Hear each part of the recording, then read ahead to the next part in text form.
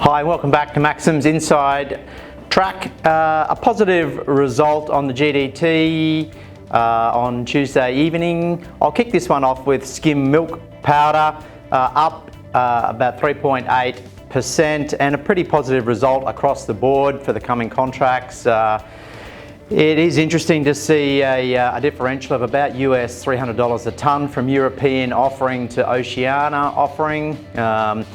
May milk supply in Europe was flattish, however, looks like being a reasonable milk flow out of Europe.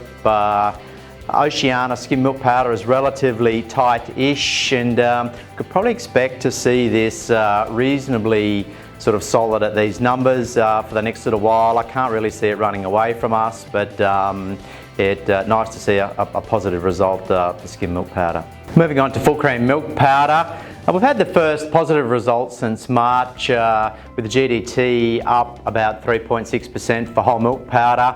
This is in line, or prices have firmed probably on the back of a movement of about 15,000 tonne further out of whole milk powder on that platform, with New Zealand controlling around about 58 to 60% of the global full cream milk powder trade.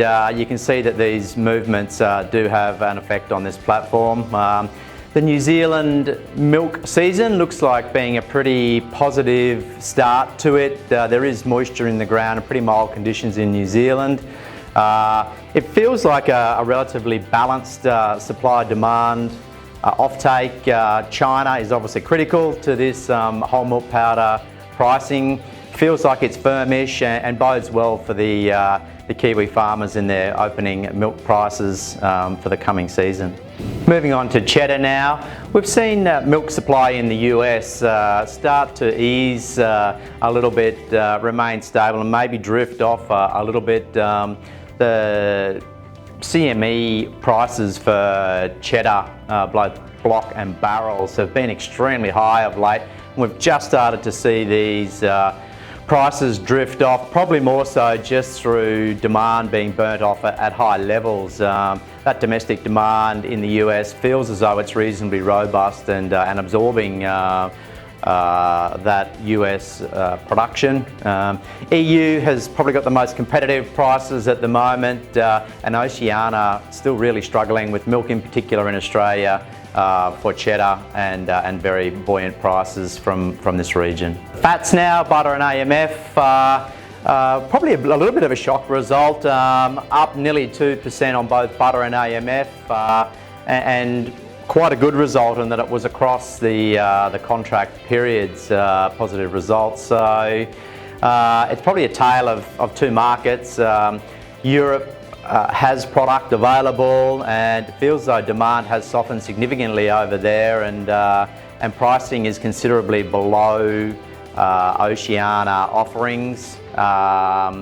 And yeah, it'll be interesting to see how this plays out.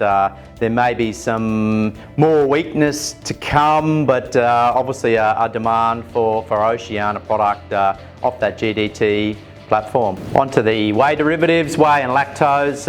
Sweet whey, we're starting to see a slight decline in this product, in particular out of the US. Demand from China, swine flu obviously has waned, and starting to see this price trail off. Lactose feels as though it's sort of sideways-ish. Once again, a premium for those high mesh products and pharmaceutical grade lactose, and then that drifts off down to feed grade lactose. Probably see these products drift off slightly, and starting to see the protein, the WPCs and the WPIs come off slightly from very high numbers, and probably just burning off demand and more production coming online. That concludes our Maxim Inside Track for this edition. Thanks very much. See you soon.